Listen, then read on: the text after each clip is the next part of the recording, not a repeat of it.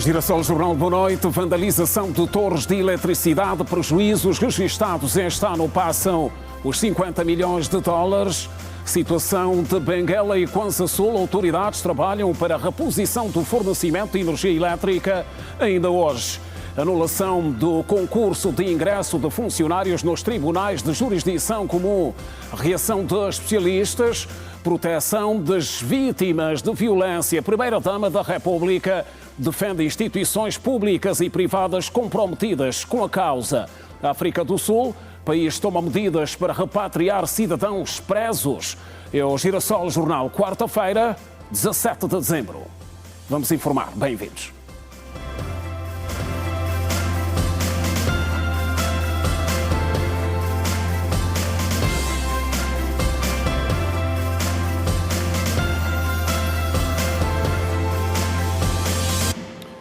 Outra vez, boa noite. Somam mais de 50 milhões de dólares os prejuízos registados só este ano por atos de vandalização a torres de eletricidade de alta tensão, de acordo com o que disse o ministro João Batista Borges na sua visita ao Centro de Tratamento de Águas de Benguela, um dia depois da queda por vandalização de uma torre na linha que transporta energia para as províncias do Kwanza Sul e Benguela. Da garantia dada pelo Ministro de Energia e Águas a respeito da reposição da energia, João Batista Borges lamenta o prejuízo que as vandalizações têm causado, numa altura em que já se fala em mais de 50 milhões de dólares de prejuízos só este ano. Estamos a falar de uma infraestrutura que atende centenas de milhares de pessoas e que foi, enfim, praticamente destruída. 5 torres que foram derrubadas, resultado da desmontagem das cantoneiras. Só durante este ano nós registramos prejuízos superiores a 50 milhões de dólares. Portanto, estamos a falar só de prejuízos financeiros, sem contar com os econômicos, porque quando as pessoas ficam sem energia, é um produto que deixa de ser fornecido à população, não é? E logo é receita que deixa de entrar para os cofres da empresa. Portanto, só prejuízos financeiros, mais 50 milhões de dólares. O ministro do setor aponta como uma das soluções o encerramento das casas de pesagens. Portanto, e nós, se quisermos de facto resolver o problema, temos que começar por esses pontos de destino desse equipamento. Estamos a trabalhar para que isso seja possível, mas temos de facto que fazê-lo e o mais rapidamente possível, sob pena de vermos mais cidades sem energia. Por seu turno, o governador provincial de Benguela condena a prática de vandalização que resultou no apagão que se registra em Benguela desde terça-feira. Sancionamento forte para que sirva de exemplo a todos aqueles que têm este comportamento de vandalizar bens públicos, bens que existem para o nosso bem-estar, para que todos nós possamos ter uma vida digna, uma vida que seja mais apropriada para cada um. Portanto, este tipo de comportamento é um comportamento negativo. Portanto, a minha nota é de total condenação a esse tipo de vandalismo de pessoas que não têm características de cidadãos. Portanto, uma pessoa que tem esse comportamento nem pode ser um cidadão que consideremos na verdadeira acessão da palavra. Reação do Ministro de Energia e Águas sobre a queda das torres de alta tensão que levam energia às províncias do Kwanza Sul e Benguela. Está reaberta a via da Suave, importante na ligação entre os municípios de Viana e outras localidades de Luanda, depois de beneficiar de obras de requalificação. O ato foi orientado pelo governador de Luanda, Luís Nunes, que nesta quarta-feira visitou igualmente obras sociais em curso noutras zonas da capital.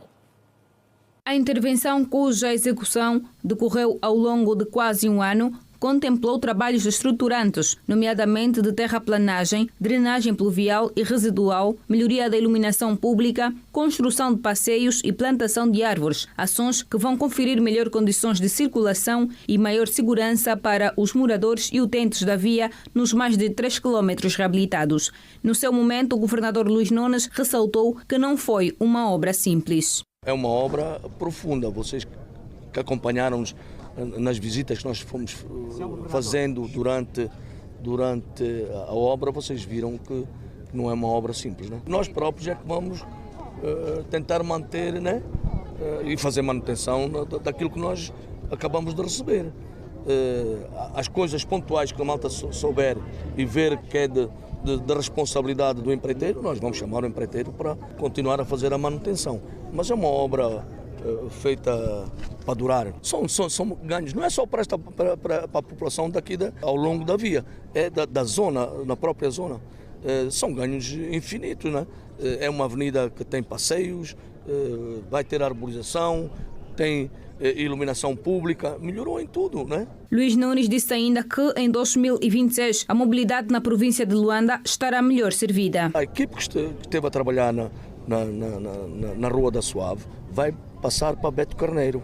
Portanto, e como esta temos muitas em Luanda, na Maianga, temos no Rangel, temos em vários sítios, temos no Ojaenda, vamos começar no Cacoaco, temos em vários sítios obras em curso. Nós temos um leque grande de obras a fazer e estamos convencidos que em 2026, fins de 2026, princípios de 2027, Luanda está completamente revirada de patas por alto, como eu costumo dizer. Luanda, neste momento, é o maior canteiro de obras do país. O número 1 de Luanda visitou também as obras de requalificação da Avenida Sérgio Lúter Rascova. São mais de 6 quilómetros de estrada a serem intervencionadas. O que nós estamos a fazer, estamos sempre a ir ao encontro das preocupações das nossas populações. Neste momento estamos aqui na Lúter Rascova. Esta obra está inserida na empreitada Camama Viana e tínhamos que fazer esta obra de drenagem que vai receber as águas da que nós estamos a fazer e da Suave. Esta era uma zona que havia sempre muitas inundações, muitas queixas, até no condomínio da Sanangol. Portanto, vai deixar, depois desta obra terminada, vai deixar de ter essas preocupações. E é isso que nos interessa. É uma obra que é para terminar em 15 meses, portanto, ela já começou há uns meses atrás e está a ter um ritmo fora de série. É uma das poucas obras que até por causa da complexidade da drenagem não vai parar na altura do Natal, vai ter continuidade e isso é bom para nós. E nós estamos a fazer tudo por tudo para as obras todas com prazo puxar o máximo, né, para menos, não para mais. Recordo que no mês de outubro do ano em curso houve a abertura de outras vias próximas, como a do Quimbango, que visou facilitar o trânsito nas avenidas principais. O ato de reabertura da Rua da Suave contou com a presença do vice-governador para a área técnica e infraestruturas, do vice-governador para o setor político e social, do administrador municipal de Viana, bem como distintas individualidades. Os automobilistas e os munícipes em geral elogiam o esforço feito pelas autoridades e reconhecem que a circulação na zona de agora em diante será melhor. Depois de 12 meses a passar por intervenções estruturais, a Rua da Suave, no quilômetro 14 em Viana, foi finalmente entregue aos moradores, uma via que vai facilitar a mobilidade dos automobilistas. As palavras de agradecimento foram direcionadas ao governo provincial por atender às preocupações dos populares. Eu vivo aqui desde 2006 e esse 2006 nós passamos muito mal porque quando chovesse, nós passávamos mal porque já ninguém conseguia sair daqui para aqui. Não conseguíamos porque estava tudo cheio, então, de água. E principalmente quando aquela vala da comarca abrisse, nós aqui era mesmo uma coisa triste. Até os cães mortos passavam e para nós moradores também, aquela água até transbordava dentro das nossas casas. Porque hoje, graças a Deus, esse trabalho foi bem feito e nós agradecemos bastante. Eu só tenho, em nome da população, agradecer o tão grande empenho que o nosso líder, o Presidente da República, tem tido em melhorar as condições para a sua população. Esta via criou muitos constrangimentos ao longo de muito período de tempo, porque as populações quase perderam algumas casas, e a própria estrada em si inviabilizava a circulação dos moradores. Com este gasto que o nosso executivo fez, portanto, esse é um grande investimento, vai melhorar ainda cada vez mais a vida aqui dos munícipes. Verdadeiramente vai melhorar muito mesmo, porque nós acompanhamos desde as escavações até o término do serviço. E é uma obra muito extraordinária, foi feita com muita responsabilidade e com muita consistência. Abismal, muito grande, muito grande. No passado era terrível, era constrangedor, não conseguíamos passar, era muito lamaçal, mas hoje não tem comparação. Para nós, agradecemos muito bastante, porque já sabe que nós somos muito criticados, né? Mas nessa senda vimos o trabalho que se fez, todo o povo aqui da Vila Nova agradece bastante. A oportunidade serviu também para Sofia Camenha, moradora, pedir ao governo que resolva a questão da água potável. O que nós mais queremos hoje, para a estrada nós já estamos muito alegres, que essa alegria não temos como. Agora precisamos de água e a abertura dessas empresas todas vai nos ajudar porque nós temos filhos que não estão a fazer nada. Os automobilistas que agora vão poder circular com maior comodidade e facilidade disseram que o trajeto foi facilitado, já que havia de acesso a outros pontos. Esperamos muito por este momento, né? Felizmente foi aberta a via hoje, estamos muito felizes porque esta via dá acesso a muitos, dá acesso para o Zango, dá acesso para o Luanda Sul, dá acesso para o Kikuchi, dá acesso para a via expressa. É uma via que os automobilistas vão passar a usar muito, porque conseguimos chegar a certos pontos da cidade de Luanda. É uma mais-valia para nós os moradores, não só para todos os utentes que frequentam essa via. Essa era uma via muito crítica e agora, com a inauguração da nova estrada, vamos ter que cuidar principalmente as valas de drenagem, no sentido de não vandalizarem, sob forma de quê? Meter lixos para poder fechar os canais. O administrador de Viana, Demétrio de Sepúlveda, depois da reabertura da via, adiantou que outros trabalhos de requalificação nas vias do município estão a ser feitas. Em janeiro nós vamos ter aqui essa interseção já ligar com 11 de novembro. Essa foi a garantia que também nos foi dada pelo empreiteiro, que tudo está quase pronto, então é só alegria. Depois vamos esperar as outras áreas do PIL que vão intervir na zona do Kikuchi. Nós temos muitas obras inscritas e elas vão saindo à medida da disponibilidade financeira. Só para termos uma ideia, no PIL, no Programa de Intervenção das Infraestruturas de Luanda, nós, Viana, temos inscrito 27 quilômetros de intervenção em rede. Tudo isso será feito aqui na zona do Kikuchi. Fora as outras, nós temos 6 ruas aqui na estalagem que também serão intervencionadas e se começarem efetivamente em 2026, será um ganho para a nossa comunidade. A reabertura desta estrada enquadra-se no programa de melhorias das vias secundárias e terciárias na província de Luanda. A desordenada ainda persiste em algumas zonas de Luanda, apesar do programa de reordenamento do comércio, e agora ganha espaço o fenómeno das chamadas praças da noite, que normalmente funcionam em locais impróprios para venda ambulante, no período entre as 18 e as 21 horas. No antigo mercado da estalagem, por exemplo, a nossa equipa constatou que a venda é feita em meio aos amontoados de lixo e águas paradas e com a criminalidade à mistura. Este é o cenário nas chamadas praças noturnas. Aqui, no antigo mercado da estalagem, por exemplo, as vendedeiras improvisam pequenas bancadas. A falta de iluminação no local não tem sido motivo de preocupação. Como alternativas, elas carregam consigo velas e lanternas para facilitar a venda tranquila neste quintal proibido para venda ambulante. Entre os vendedores está Helena Patrícia, que diariamente aproveita o período entre as 18 e as 21 horas para comercializar os seus produtos.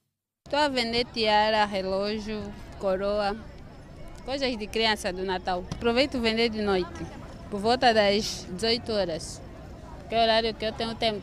Neste ponto do município de Viana, apesar das constantes ações, as vendedeiras diariamente transformam o local em verdadeiro mercado a céu aberto. Entretanto, a criminalidade também é registrada no local, que não oferece condições para venda, sobretudo de produtos alimentares, uma vez que está coberto de amontoado de lixo e águas paradas, um atentado para a saúde pública. Mas, ainda assim, há quem diga que as necessidades falam mais alto do que qualquer regulamento. Estamos habituados, corre aquela hora, estão a vir para vender. Sim, pago só uma ficha. Quanto é que a mamãe paga? Pago 100 kwanza. Se anda a mover mesmo, que esse espaço já não se vende. Ainda assim a mamãe vem? Sim, estamos a ver através da fome, filha. para não ter que decorrer num sítio mais distante. Já estamos aqui próximo, então convém nós comprar mesmo aqui nesse local, porque também o preço também é um pouco baixo. Temos que aturar o cheiro, o mau cheiro daqui do campo, temos que comprar comida mesmo no meio do lixo. Muita doença aqui que nós temos, que é paludismo, entre outros tipos de doenças. E muita delinquência, a essa hora mesmo, muita delinquência. Os gatunos ficam aqui na pedonal, ficam... Circulação de viaturas, do outro, vias afuniladas. Quando questionados, os vendedores já têm uma resposta, quase que um hino. Costuma mijar mesmo aqui. Vendemos aqui, mijamos também mesmo aqui. E por que insistir em vender neste lugar? Porque não temos praça onde podemos vender. Porque é a hora que eu tenho tempo, saio de manhã e venho essas horas depois do expediente. A senhora vende das 8 até as 21 horas. Compramos um bocado de tomate, cebola, pimenta, só para poder fazer o jantar. Sim, acontece muito acidente, muitas coisas também, mas graças a Deus está nos guardar até hoje. Mas ainda assim o senhor insiste em vender aqui? Vender às vezes fiscal, às vezes, você sabe, Luanda é mesmo assim. Venda desordenada nas províncias de Luanda e Colibengo continua a ganhar proporções preocupantes. Muitos vendedores estão a abandonar os mercados formais porque preferem vender nas chamadas praças noturnas, que normalmente funcionam no período das 18 às 21 horas, por se tratar de locais impróprios para venda ambulante. Criança e o Natal. Celebrações em destaque.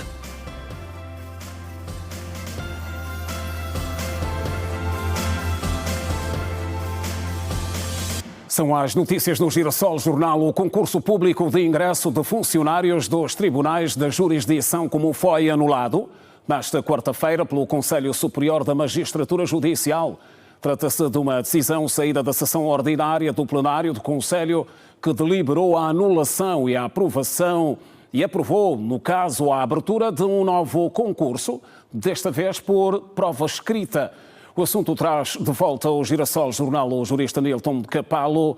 Já é de casa, boa noite, bem-vindo. Boa noite para si, uma boa noite para os nossos telespectadores. E hoje o assunto é este. Acontece no seio de instituições normalmente muito rigorosas quando se trata desses processos, um concurso público. O que terá acontecido? Bem, é uma questão preocupante, porque, na verdade, verificamos que pela segunda vez, desde 2018, o Conselho Superior da Magistratura Judicial vem, no entanto, anular um concurso público. Só que dessa vez, diferente do anterior, que estava associado aos magistrados judiciais, agora verificamos aquele que, no entanto, é o concurso público que permitiria o ingresso de mais de 500 funcionários públicos a nível dos tribunais de jurisdição comum. E olhando nessa perspectiva, segundo a sessão ordinária que foi realizada hoje e em virtude da sessão extraordinária, a 7ª sessão extraordinária realizada pelo Conselho Superior da Magistratura, foi, no entanto, se verificar que supostamente ocorreram algumas irregularidades que não permitiriam com que o concurso prosseguisse e, por conseguinte, fosse dar, no entanto, provimento daqueles que concorreram e, por sinal, foram admitidos neste mesmo concurso. Já se falava desde o mês de setembro que haveria aqui probabilidades do mesmo ser, no entanto, anulado. E o que veio a acontecer?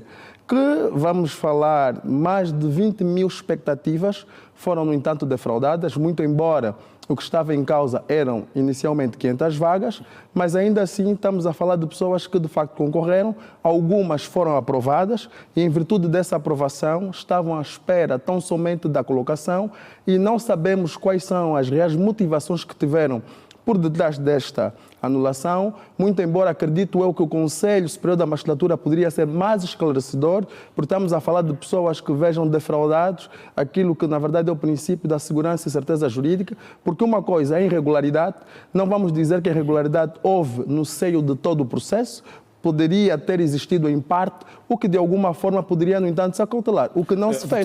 Anulou-se concretamente o resultado do concurso. Exatamente. Anular automaticamente. Pressupõe que terá havido irregularidades. Bem, como é que se pode entender isto? E essa é a questão. Não deveríamos aguardar este momento para que houvesse, no entanto, esse pronunciamento, quando algumas pessoas já foram declaradas como aprovadas. E se foram, de facto, declaradas como aprovadas, levanta-se aqui uma problemática. Pessoas que só estavam tão somente a aguardar aquilo que seria, na verdade, o devido enquadramento. E aqui há uma outra problemática que se levanta. Quem, na verdade, tem a competência para anular o concurso público a nível daqueles que seriam os funcionários a serem admitidos por parte dos tribunais, nesse contexto. Não esqueçamos que os funcionários dos tribunais, estes, por seu turno, poderiam, no entanto, ser enquadrados no âmbito do Decreto Presidencial 136/17, de 20 de junho, que vem, no entanto, definir o regime especial dos funcionários ou oficiais de justiça. E se olharmos precisamente no artigo 4º do diploma referenciado, faz referência daqueles que são tidos como os funcionários. Estamos a falar das categorias a nível dos tribunais, seriam de escrivães, ajudantes de escrivães e oficiais de diligência. E que no caso em concreto, se nós formos aqui observar, vale saber se o Conselho de facto tinha ou não essa competência, porque na verdade, se olharmos o artigo 10º e o artigo 9º do decreto referenciado, vem no entanto dizer que essa competência é de um dos departamentos, precisamente do Ministério da Justiça e dos Direitos Humanos, que aqui há algum conflito, muito embora não esqueçamos que no ano de 2022, através da Lei 2/22, foi, no entanto, aprovada a Lei das Secretarias Judiciais e, precisamente, administrativas. O que, até certo ponto, vai se levantar aqui um questionamento se, de facto, o Conselho teria, sim ou não, essa competência. Sem que nós esqueçamos que, se olharmos precisamente a Lei 14/11, que fixa a lei, digamos, do Conselho Superior da Magistratura, em circunstância alguma vamos contemplar que teria essa competência a nível do concurso público para os funcionários dos tribunais, o que até certo ponto é uma problemática que se levanta, o que eu acredito que deveríamos ter aqui alguma ponderação. Sim, há de facto aqui interesses que deveriam ser salvaguardados, como a questão da legalidade, a questão da constitucionalidade, mas todos esses aspectos, atendendo mesmo o facto de ser um conselho que teria a responsabilidade da magistratura, efetivamente, e sobretudo dos funcionários, deveria de forma meticulosa e sobre uma lupa verificar se os processos cumprem ou não. Agora, portanto, é um concurso que foi anulado e não foram anunciadas. Essa é a grande questão. A questão que se levanta é as pessoas que não sem vão... um inquérito sobre as causas. Exato. Bem, a partida fala-se de supostas denúncias, mas as denúncias poderiam, no entanto, despoletar precisamente o inquérito. Algumas pessoas precisavam ser auditadas, muito embora há quem diga que houve audição. Mas a questão que se levanta é, essa auditoria em que termos ocorreu? Houve algum comunicado, muito embora seria aqui no âmbito de um poder discricionário do próprio Conselho, mas a questão que se levanta é essa. Quando, no entanto, são omitidas as reais causas que motivaram a anulação ou a proposta de anulação, seria fundamental que fossem aqui predefinidas o que esteve na base. Agora, se não se fez... O facto de ser, Dr. Nilton, um segundo concurso a ser anulado, portanto é o segundo concurso, revela o quê? Bem, revela que os mecanismos de controle são efetivamente mais seguros ou denuncia fragilidades, não? Bem, podemos dizer fragilidades. Isto porquê? Porque, na verdade, não se concebe que o órgão que trata da administração da própria justiça e, sobretudo, disciplina dos magistrados, vai, no entanto, se deparar com uma situação similar a esta, que parece que é uma sequência. E se é uma sequência, está devidamente identificado. Precisamos nós olhar quem são os responsáveis por tal causa, porque isso coloca e de que maneira o próprio Conselho Superior da Magistratura em xeque, que por sinal é um órgão constitucional e que merece o devido respeito, mas com situações similares a estas, vai-se questionar muito o que é que está por detrás. A prova escrita pode vir a ser mais segura para a prova escrita, a qualidade dos... Bem, nós sabemos, atendendo hoje a dinâmica e as dificuldades que nós tivemos, olhando o que se procurava ultrapassar a nível da própria pandemia do Covid-19, adotou-se um mecanismo que seria pela via das plataformas digitais para facilitar o processo de seleção e recrutamento precisamente daqueles que são os candidatos. Agora, indo precisamente para este esta prova escrita. Isso vai primeiro se observar aqui que deve ser criada uma comissão, foi criada a comissão, mas há mais técnicos que vão precisar trabalhar nesse processo, o que vai, no entanto, fazer com que se vai alongar ou dilatar mais o prazo. E como sugestão, o que é que eu acho que deveria acontecer? Aqueles que foram aprovados e os processos estão devidamente regularizados não deveriam ser penalizados em virtude dos demais, porque isso é uma problemática. Porque, ora, vejamos, se fala-se do princípio da segurança e certeza jurídica e fala, sobretudo, de que o Estado é uma pessoa de bem, não poderia, em circunstância alguma, as pessoas que não têm nada a ver com as irregularidades serem penalizadas ou prejudicadas em virtude de outros. E acontece numa altura em que os tribunais carecem de pessoal em quase todas as áreas. Efetivamente, estamos aqui, e não só de funcionários, até de magistrados, porque até o momento o Conselho Superior da Magistratura não tem mais de 700 magistrados judiciais. Pode significar o prolongamento do aperto? Bem, pode. Muito embora a questão às vezes que se levanta, e eu presumo que deve ser nessa perspectiva, é a forma de como muitos acabam sendo integrados a nível dos tribunais de jurisdição comum, mas para o efeito. Temos a própria inspeção, que é, na verdade, o órgão competente para poder aferir aquelas são as irregularidades. E se ocorreram, questionamos-nos qual é o papel que a inspeção está a desempenhar. Se deveria, no entanto, observar se esses critérios foram previamente cumpridos. E se não, necessariamente devem ser chamadas as pessoas à responsabilidade. Porque qual é a problemática que nós temos aqui? Se nós queremos cortar, como se diz na gíria, o mal pela raiz, devemos apresentar as pessoas que tiveram por detrás e que se dedicaram a tais atos. Nessa altura, qual é a recomendação corretiva?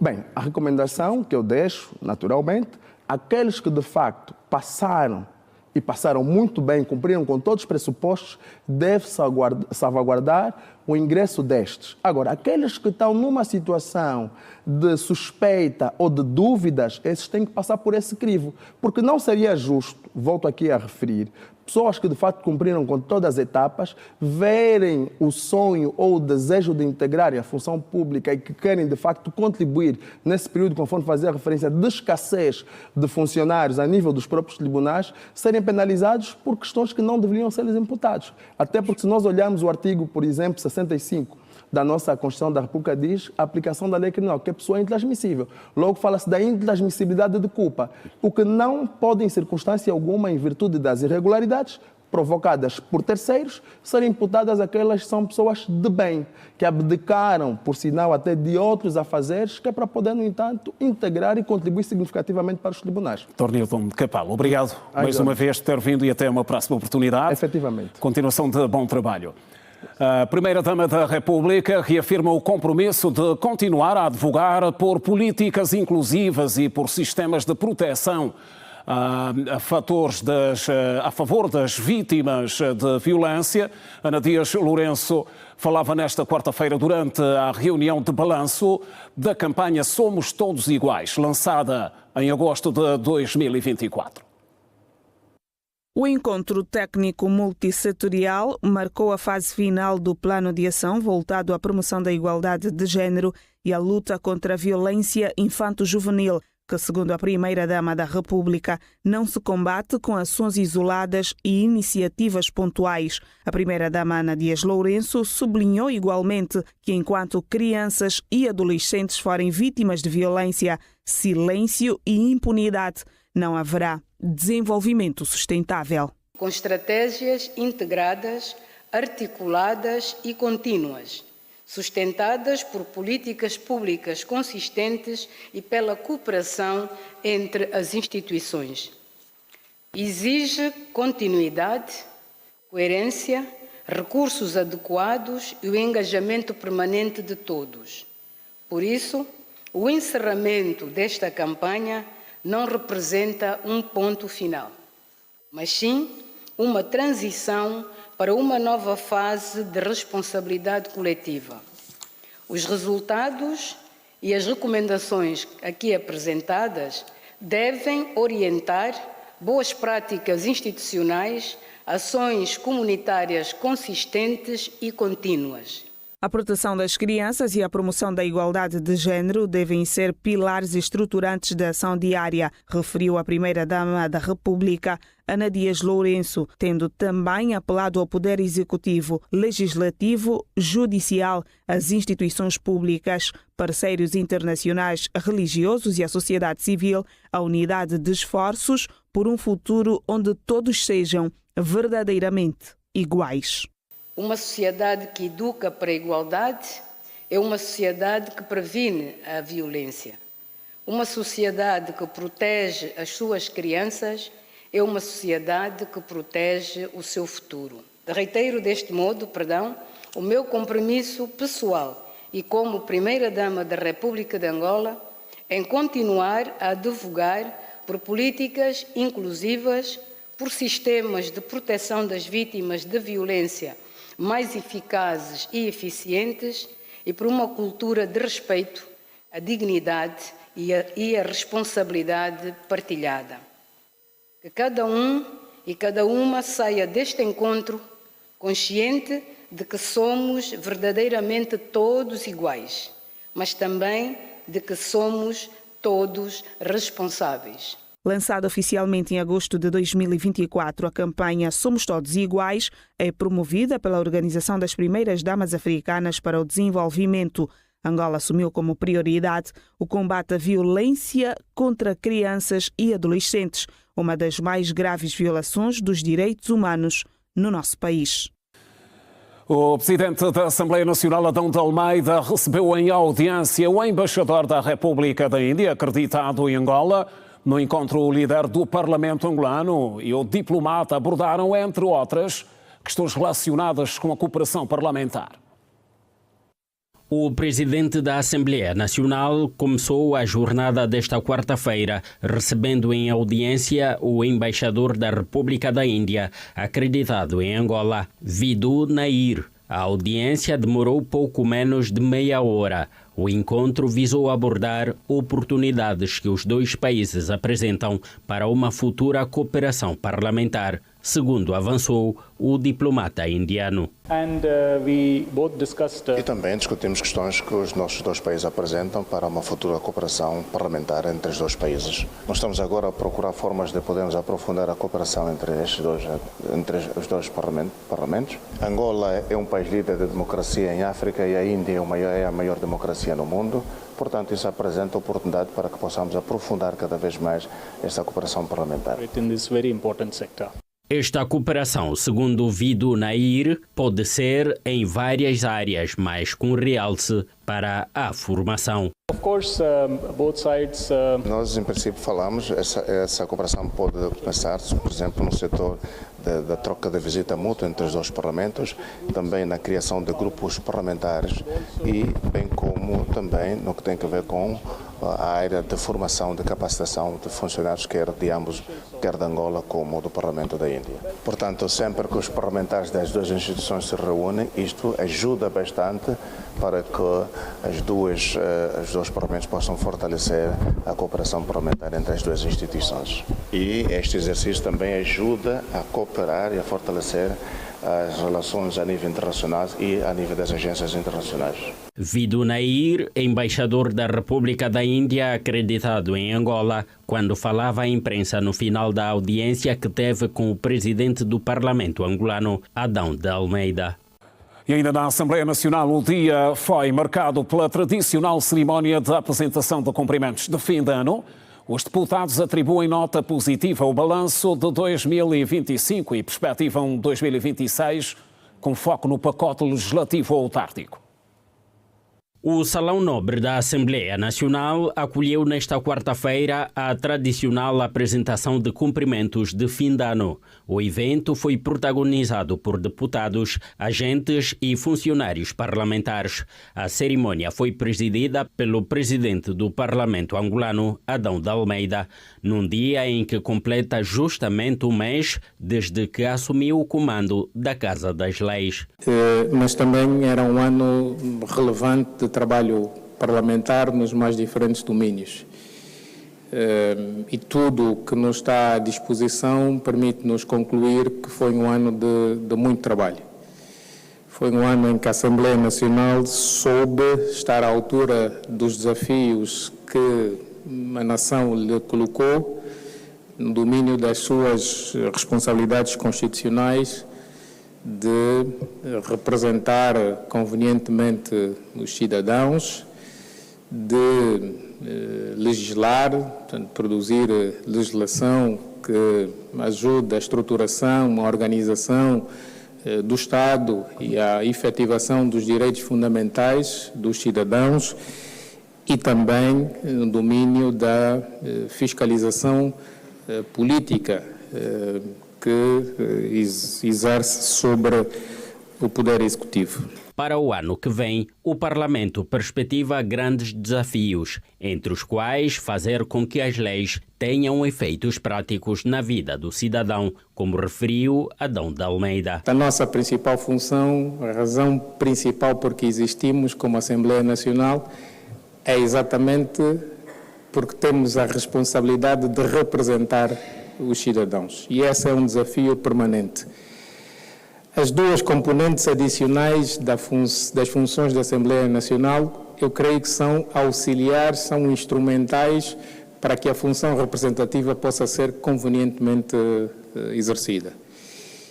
E para que haja uma boa representação, é necessário que nós consigamos legislar bem, para que os cidadãos sintam que a nossa ação legislativa vai de encontro com os seus anseios, com as suas aspirações, por um lado, e por outro lado, também que a dimensão fiscalização seja correta e convenientemente exercida. Entretanto, no final do encontro, os deputados fizeram igualmente um balanço positivo. A deputada Lourdes Capouço, da bancada parlamentar do MPLA, descreve o ano de 2025 como o ano da diplomacia parlamentar. Foi um ano onde fizemos muita diplomacia parlamentar. Eu pessoalmente agradeço à Assembleia Nacional porque tive quase um mês na Alemanha, no famoso Bundestag, no Parlamento Alemão, onde aprendi a necessidade de trabalharmos permanentemente com deputados de todas as nações, proximidade, transição energética, uma liderança feminina próxima das pessoas, mas com simplicidade. Mas os deputados dizem ter ficado a dever neste ano a conclusão do pacote autárquico. Esta consta entre as prioridades para o próximo ano, como ficou definido na cerimónia. Navita Angolo, presidente do grupo parlamentar da UNITA, fala da intenção como um compromisso para o ano. Tivemos alguns pontos positivos, sobretudo na busca de consensos de matérias estruturantes do nosso país, mas também ficamos a dever alguma legislação, sobretudo que impacta diretamente na vida dos cidadãos, com destaque para a lei das autarquias, que entendemos que deve ser agora o nosso compromisso de recuperar esta lei. Já o deputado Benedito Daniel, do PRS, perspectiva um ano de 2026 que possa produzir mais legislação. Apesar de termos muitos desafios para esse ano, mas nós estaremos em altura dentro das nossas possibilidades para podermos corresponder com os referidos desafios. Mas também congratulamos-nos com a mensagem do presidente da Assembleia Nacional, que acha que devemos nos convergir quanto ao conceito da fiscalização. Este, de facto, é um assunto que nos tem divergido bastante, mas então nós devemos estudá-lo com maior perfeição para podermos entender qual é a fiscalização que esta casa deve fazer e quais são os moldes em que deve fazê-lo. Deputados terminam o ano parlamentar com balanço positivo e perspectivam vários desafios para 2026. Durante a leitura da mensagem dos deputados, ficou entre os compromissos para o próximo ano a discussão do pacote autárquico e uma revisão do Código de Família. Estamos a informar, é o Girassol Jornal. Seguimos para o primeiro intervalo. Volte conosco. Não saia daí. Até já.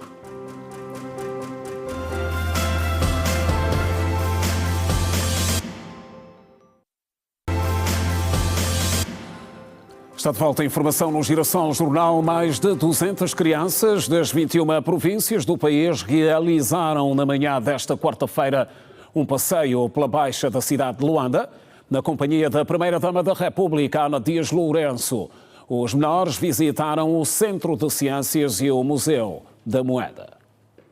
O sorriso e gestos de felicidade denunciavam a alegria das crianças por cada momento vivido na visita ao Centro de Ciência, ao Museu da Moeda e pelo passeio na Baixa de Luanda na companhia da madrinha, a Primeira-Dama da República, Ana Dias Lourenço. São cerca de 290 as crianças selecionadas vindas das demais províncias do país. Daniel Pecela veio da província do Quando, visivelmente emocionado. O menor de 11 anos de idade disse ter realizado um grande sonho: conhecer a Primeira-Dama, Ana Dias Lourenço. Foi um momento que eu muito esperava. Foi muita alegria para mim. Vou contar a eles que eu conheci a Primeira-Dama e que eles também tenham força, que estudem, muita coragem, que eles cheguem também aqui onde eu cheguei. Ela me perguntou se vi de qual província, a capital, e me perguntou o meu nome. Lá tem aeroporto, tem a pista, mas nunca vi um avião tão grande quanto aquele que eu vi aqui. Mas os autocarros que nós subimos para nós chegar aqui, o museu, o Museu da Experiência. Mando para a nossa administradora, que agradeço muito. Um abraço para minha mamã. Cumprimentos dos meus irmãos, meus colegas. Tchau! Quem também ficou fascinada durante o passeio com a Primeira-Dama da República foi Geórgia Capango, o CCL na antiga fábrica de sabão, que converge ciência, tecnologia e inovação. Foi o ponto mais alto para a menor da província do Namibe. Lá eu vi que o nosso mundo, em especial a nossa Angola, é tão bonita e tão bela, que ela tem muitos recursos, pedras, fósseis, e também gostei muito de ver os dinossauros. Me chamou muita atenção, principalmente os dinossauros, porque eles se moviam e eu nunca tinha visto um só na televisão. E em relação à Primeira-Dama, como é que foi o contacto com ela? Foi muito bom, pude cumprimentá-la, conversar com ela, pude estar perto dela por uma vez e eu gostei muito da experiência de estar com ela. Fiz amizade com meninas que vieram da mesma província que eu, fiz amizade também com uma menina do Bengo, fiz amizade com meninas também do Kwanza Sul. E também outras, trocamos os números do quarto e estamos a nos conhecer melhor. O diretor do Centro de Ciência diz ter sido um momento histórico para a instituição. Diogo Moraes fala em uma agenda interativa e inclusiva para a quadra festiva. Mas olha que nós já estamos a cerca de 160 mil visitantes. Portanto, durante a quadra festiva temos um programa, Feiras de Natal, Feiras Consciência de Natal. E então esperamos que o público venha, as escolas, os grupos familiares, mas sobretudo os grupos familiares. Agora que estamos de férias, vamos aproveitar o máximo o Natal, mas aprendendo e brincando. Contempla várias atividades, várias oficinas educativas, como espaços para, digamos, alguma atividade lúdica no que toca à programação, né, a robótica, manipular pequenos equipamentos e máquinas, a montagem de pequenos satélites também. Portanto, é um programa que visa interagir, integrar e o engajamento, né, das famílias, das escolas e dos estudantes, sobretudo agora que estão na pausa. O roteiro da visita ao Centro de Ciência e ao Museu da Moeda com a Primeira-Dama da República terminou com um passeio pela Baía de Luanda. São crianças convidadas a participar na festa de Natal oferecida pelo casal presidencial, denominada Roda de Amor. É a celebração do Natal antecipado. Na província da Huila, 70 expositores participam na Feira de Natal e da Batata da Huila, aberta nesta terça-feira no Lubango. O evento, além da batata, tem como destaque igualmente frutas e outros produtos locais. 70 expositores em representação de 12 dos 23 municípios da Huila participam da Feira do Natal e da Batata aberta esta terça-feira.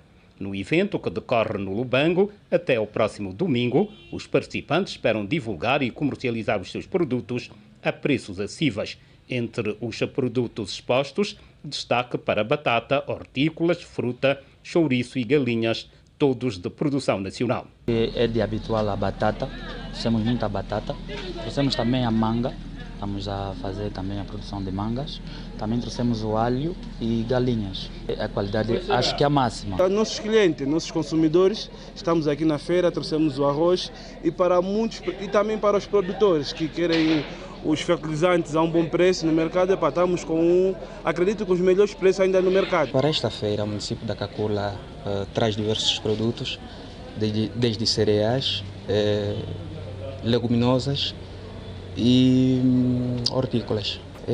Bom, pronto, esperamos agregar valor a esta feira. Os visitantes elogiam a grande qualidade dos produtos locais e os preços acessíveis que permitem melhorar o cabaz de Natal. Eu pude ver que está tudo muito bom, os preços estão de acordo com a qualidade dos produtos e a qualidade dos produtos é top, 100%. Nós estamos a levar manga de 2.500, aquela das grandes, porque nós gostamos muito, mas venham ver as batatas, tem muitos outros produtos.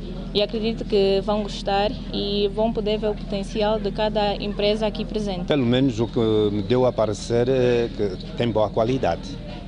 Tanto a batata como o alho, a manga, são de boa qualidade. Olha, numa primeira fase iria mesmo a batata, que no mercado está a escassear. Está a escassear, não digo, né? Está a aparecer muita, mas com preços já um bocadinho alterados. O secretário-geral da APSIL aponta a promoção de vendas diretas dos produtores aos consumidores, sem intermediários, como o grande objetivo da Feira do Natal e da Batata. O objetivo desta feira é trazer à mesa do consumidor o produto mais barato, não é verdade?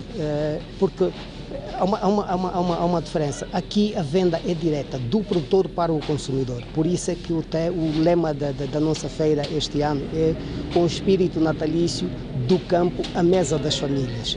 Daí fazer menção a esta venda direta do produtor às famílias. Cabinda, 34 anos das Forças Armadas Angolanas. Em destaque.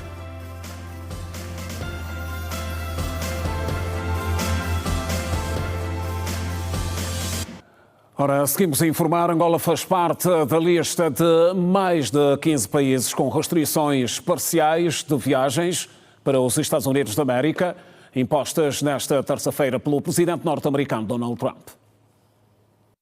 A nova lista de países com restrições parciais de viagens para os Estados Unidos foi divulgada nesta terça-feira. São no total 15 países. Angola integra a lista juntamente com o Gabão após um ataque em novembro último, no qual um requerente de asilo afegão atacou 2 membros da Guarda Nacional em Washington, resultando na morte de uma militar. O analista para questões internacionais, Faustino Henrique, considera que esta decisão não terá nenhum impacto nas relações entre os dois países, sinalizando que o que Angola deve fazer agora é sujeitar-se às novas regras da administração norte-americana. Angola deve sujeitar-se, deve cumprir com os procedimentos e regras que as autoridades americanas colocam para que os processos de emissão de visto e de entrada nos Estados Unidos tenham a normalidade que permite às pessoas entrar e sair nos Estados Unidos com a normalidade que pretendemos para o bem das relações bilaterais, para o bem daquilo que é a vida das pessoas que lá vão em missão de trabalho, estudo, negócios e outros. Então, penso que tudo quanto as autoridades angolanas devem fazer é exatamente conformarem-se com os novos regulamentos, com as novas regras, com os novos procedimentos, para que deixe de estar fora da lista de restrições para a entrada nos Estados Unidos da América. Esta terça-feira, a administração republicana anunciou que estava a expandir também a lista de países cujos cidadãos estão proibidos de entrar nos Estados Unidos, para incluir o Burkina Faso, o Mali, o Níger, Sudão do Sul e a Síria. A administração também restringiu completamente a viagem de pessoas com documentos de viagem emitidos pela autoridade palestiniana. Em junho, Trump já tinha emitido uma proibição total de entrada a cidadãos de 12 países que se mantêm na lista: Afeganistão, Myanmar, Chad, República do Congo, Guiné Equatorial, Eritreia, Haiti, Irão, Líbia, Somália, Sudão e o Iêmen. Com esta expansão, um total de 19 países estão sujeitos a uma proibição total de viagens aos Estados Unidos e o mesmo número enfrenta restrições parciais. A Rede Girassol contactou o Ministério das Relações Exteriores, mas sem sucesso. A Presidente da Comissão Europeia, Ursula von der Leyen, alertou hoje ao Conselho Europeu para o crescimento da instrumentalização das migrações, considerando que estão a prejudicar a segurança da União Europeia. Veja mais no Compacto Internacional. De acordo com uma carta endereçada aos presidentes e primeiros ministros que representam os 27 países da União Europeia no Conselho Europeu, Ursula von der Leyen disse que não é possível ficar simplesmente a olhar para os desafios cada vez mais prementes da instrumentalização das migrações. Nos últimos anos, a União Europeia denunciou que países como a Rússia e a Bielorrússia instrumentalizam os migrantes para criar pressão nas fronteiras externas do bloco comunitário europeu. A Presidente da Comissão Europeia disse que o Executivo que encabeça está empenhado na implementação, a partir do próximo ano, do Pacto em matéria de migrações e asilo. As autoridades sul-africanas estão em negociações com a Rússia para garantir o retorno de 17 sul-africanos que acabaram por lutar na Ucrânia. As autoridades afirmam que os homens teriam sido enganados por Dudezile Zuma Sambudla, filha do ex-presidente Jacob Zuma, para ingressarem no exército russo. Os homens, juntamente com 2 cidadãos do Botsuana, teriam sido recrutados em julho sob falsas promessas. Disseram-lhes que iriam receber treinamento como guarda-costas do partido político de Zuma.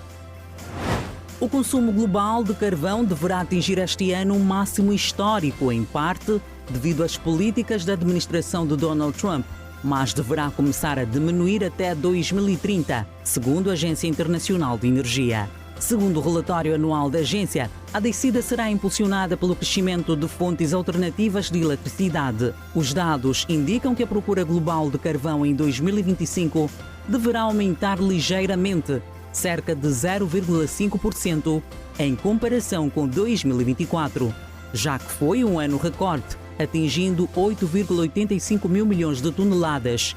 Indica o documento publicado hoje sobre o carvão, o maior contribuinte para as emissões de dióxido de carbono causadas pela atividade humana.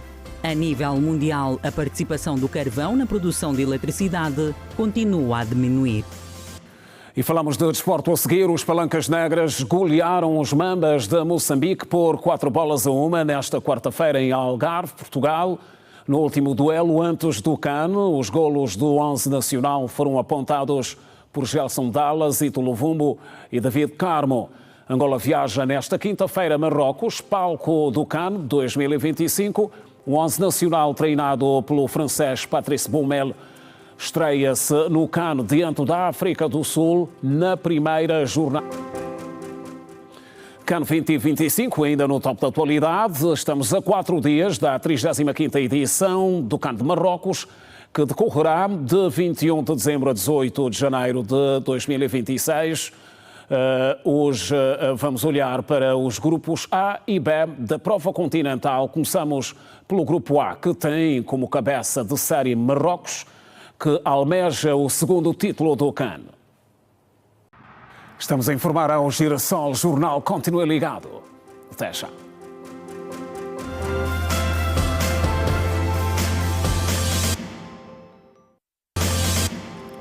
Está de volta a informação. Em Cabinda, o comandante da região militar reafirmou a aposta na transmissão de valores patrióticos aos efetivos das Forças Armadas angolanas.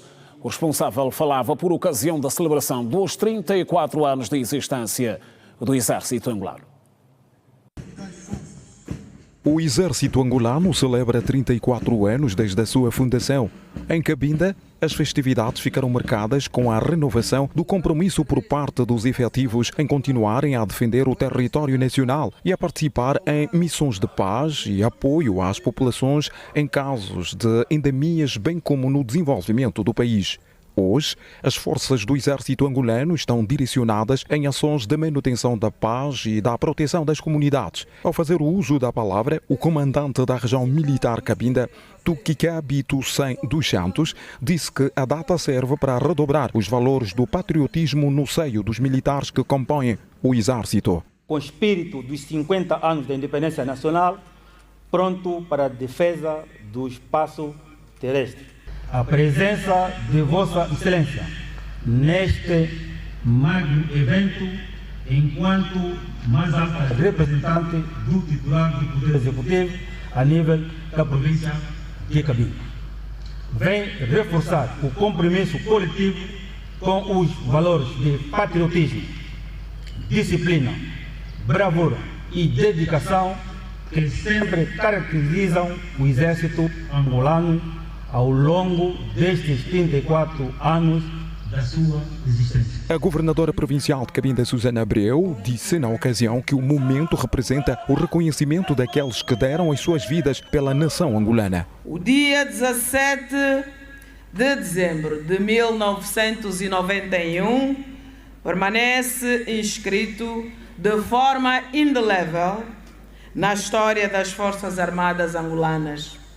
A sua comemoração representa um ato solene de reconhecimento e respeito por todos aqueles que, com muito sacrifício, bravura e, em muitos casos, com a própria vida, contribuíram para a edificação de um exército que hoje orgulha a nação angolana. A governante disse também que o exército tem contribuído muito em vários projetos que têm ajudado no desenvolvimento das comunidades.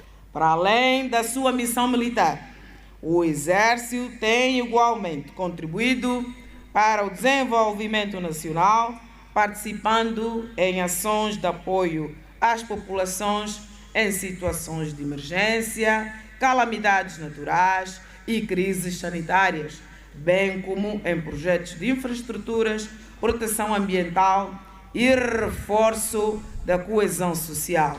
Esta atuação evidencia o seu papel como fator de estabilidade e parceiro ativo no progresso econômico, social de Angola. A cerimônia da passagem dos 34 anos do exército angolano ficou marcado com o patenteamento de soldados e entrega de certificados aos mais destacados. No final, o ambiente foi totalmente festivo. Ora, na Huila tiveram início as homenagens a mais de 600 personalidades e instituições da sociedade que se destacaram pelo contributo para o bem da província e do país. Entre os homenageados no âmbito dos 50 anos da independência nacional estão antigos combatentes, políticos, empresários, líderes religiosos, artistas, jornalistas e desportistas. O governo provincial iniciou esta quarta-feira as homenagens a mais de 600 personalidades e instituições da sociedade huilana que se destacaram pelo seu contributo à província e ao país. Entre os homenageados no âmbito dos 50 anos da independência nacional estão antigos governantes, políticos, empresários, líderes religiosos, autoridades tradicionais, artistas, académicos, jornalistas e desportistas. Devido à situação de guerra, marcou passo porque a prioridade estava na guerra. Claro, todos éramos naquela altura militares ou militarizados. Tínhamos que assistir as populações em todos os municípios. Estivemos lá, todos os municípios. Eu tenho dito sempre, sair de casa sem saber se a gente regressava em casa e ver as nossas famílias. Mas valeu a pena, nós temos paz, já podemos pensar no desenvolvimento da nossa província e do país em geral. Os que acompanham é que o podem dizer, mas para nós sentimos que a batalha foi titânica. mas desafiamos e com a bênção do Senhor em primeiro lugar, conseguimos atingir o objetivo preconizado. A mensagem que eu deixo para a juventude é que os jovens, quando forem chamados para as tarefas do país, que façam com dedicação, que façam com patriotismo, não olhem atrás, não só por dinheiro, porque os nossos jovens atualmente em tudo só pensam o dinheiro, mas a pátria é nossa, o país é nosso. O músico Kim Pátria, um dos homenageados, diz sentir-se honrado e promete continuar a trabalhar com maior empenho. Representa reconhecimento, significa dizer que de um tempo para cá temos sendo visto com bons olhos o trabalho que estamos a fazer. É com grande alegria, significa dizer que para mim é um grande incentivo, na medida em que chama-nos a atenção para continuarmos a fazer cada vez bem e melhor. Este líder religioso ficou visivelmente emocionado pela homenagem. Eu ouvi dizer que o Tono me saiu até por um pouco desmaiando. E sempre, 52 anos nesta carreira. E um colóquio sobre o reino do Ndongo e da morte da rainha Gingambandi. Para assinalar a data, realizou-se em Luanda um colóquio sobre o reino do Ndongo e Matamba, desde que foi soberana. O encontro contou com a presença de várias autoridades tradicionais, acadêmicos e do Ministério da Cultura. Na sua intervenção, o ministro destacou a importância da recente visita do rei do Ndongo a Luanda, sublinhando que o gesto representa uma forte mensagem de apoio ao Ministério da Cultura, bem como um passo significativo para a criação de um espaço dedicado à valorização do reino do Ndongo e Matamba, na província de Luanda. A questão é realmente a visita que o rei fez agora ao Ministério da Cultura, no sentido de trazer uma mensagem positiva, uma mensagem de apoio, portanto, à atividade do Estado e, por outro lado, no sentido de congregar ideias, de criar, portanto, aqui um espaço de organização do seu próprio reino, uma vez que tem os seus representantes em Luanda, em Colibengo, no Bengo e até Malange, no Kwanza Norte. Portanto, ele juntou aqui um conjunto de súbitos do seu reino, juntamente com a sua corte, e está a desenvolver o trabalho no sentido de unificar as pessoas e, sobretudo, de manter a sua disposição de trabalhar com o Estado angolano. Sabendo que trata-se de um colóquio que fala sobre o reino de Ndongo e Matamba. As nossas juventudes precisam saber a história do passado, porque é preciso sabermos onde saímos e onde viemos. Por isso, ouvimos aqui boas dissertações, boas ideias em concernente àquilo que foi o nosso passado. Falou-se muito de Ngola Quiluange, Gingambandi, o papel da luta desses indivíduos, dessas duas personalidades, desculpem, foi muito importante, deu origem até hoje à nossa libertação. Na ocasião, Felipe Zau chamou igualmente atenção para o comportamento desviante de alguns sobas, alertando situações graves de abuso e aproveitamento de menores de idade. O governante apelou aos mais velhos e às autoridades tradicionais para que reforcem os valores do respeito, da ética e da responsabilidade no seio da sociedade. Encontrar figuras que possam reunir consenso e não divergência, e no sentido de unir a nação como um todo. Embora seja, portanto, soberano do reino do Ndongo e Matamba, tem uma preocupação nacional, uma preocupação da angolanidade e, portanto, é uma ideia, uma opinião que nós vamos ouvimos, deve haver mais opiniões e é no sentido de ouvir as opiniões todas e talvez na sua sabedoria tradicional, não é verdade, que encontrou esse modelo que nós vamos analisar. Por sua vez, o diretor nacional para instituições do poder tradicional defendeu a necessidade de maior envolvimento da juventude na investigação e no estudo na história nacional, como forma de preservar a identidade cultural e fortalecer o sentimento de pertença. O Comitê Provincial de Luanda esteve reunido nesta quarta-feira em sessão plenária ordinária, que visou analisar vários assuntos. Destaque para a situação de Luanda e o Plano Orçamental 2026. Este segundo encontro encerra as sessões plenárias ordinárias do partido em Luanda, onde foram discutidos vários assuntos, com destaque para a situação socioeconômica de Luanda e situações internas do partido. Nós discutimos 5 pontos essenciais e dar nota que essa sessão plenária ordinária é o imperativo estatutário daquilo que são as obrigatoriedades dentro dessa estrutura intermédia, que é que o Comitê Provincial reúne 2 vezes por ano. A nível de questões internas, falamos sobre o plano de orçamento previsto para 2026, que é uma previsão daquilo que será o orçamento do Comitê Provincial para o ano de 2026.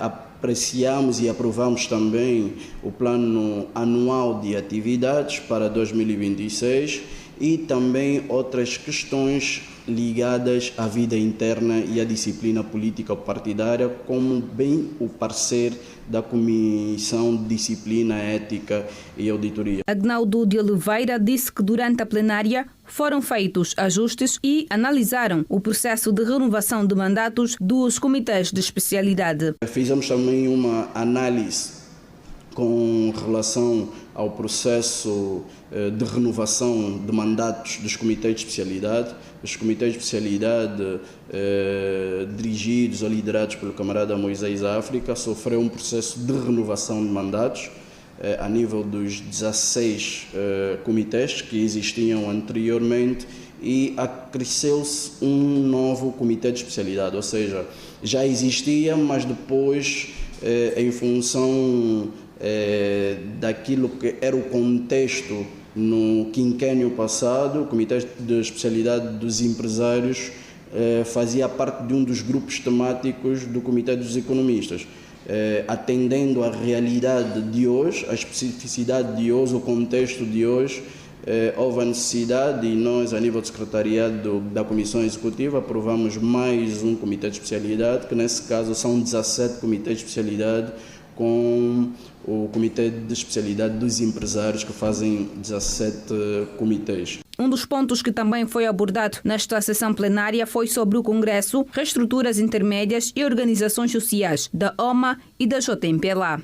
Fizemos um rescaldo do processo da OMA, que culminou com a eleição da camarada Luzia Policarpo, um processo democrático como temos tido em todas as esferas, em todas as estruturas da nossa organização, e esse processo não foi somente celebrando aquilo que tem a ver com o Congresso da OMA, como também tivemos uma reestruturação em termos da divisão política administrativa, em que anteriormente eram 9 municípios e passamos a ter 16 municípios, reestruturou-se todas as estruturas intermédias, organizações sociais, culminamos com o Congresso, a Assembleia da JMPLA. Os membros do Comitê Provincial também manifestaram-se em função do jubileu, os 50 anos de independência nacional,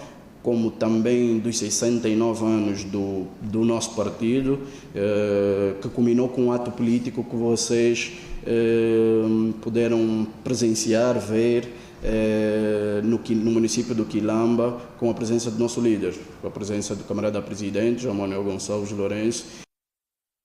Notícias contadas na edição da quarta-feira do Giração Jornal. Obrigado. Voltamos amanhã à mesma hora. Continuação de boa noite. Da semana.